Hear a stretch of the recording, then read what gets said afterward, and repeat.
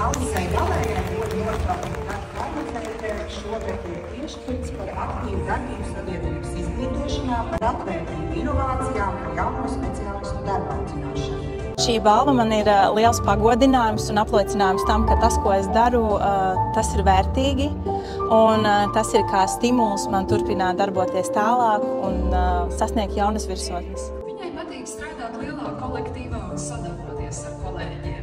Nevelti viņa jau saņēmusi pateicību no savu uzņēmumu par veiksmīgu vadītājas debiju.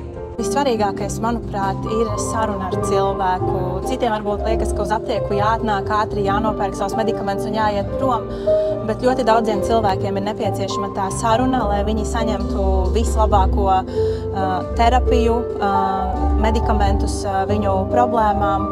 Un citreiz arī varbūt vienkārši ir nepieciešama saruna, lai kādu uzmundrinātu. Alises vēlējums savukārt mums visiem ir daudz pacietības, izturības, pozitīvus, foršus klientus, un lai klients savukārt var aiziet priecīgs, un katram mums pašam savukārt lai ir gandarījums par šo. Es esmu apmierināta, ka es strādāju aptiekā, ka man sanāk komunicēt ar cilvēkiem, palīdzēt viņiem, un man patīk arī meklēt deficīta medikamentus, jo pēc tam cilvēks atnākot, saņemot savas deficīta zāles, ir pateicīgs un laimīgs. Un tas ir tas dzinulis, kas mani arī dzen uz priekšu strādāt.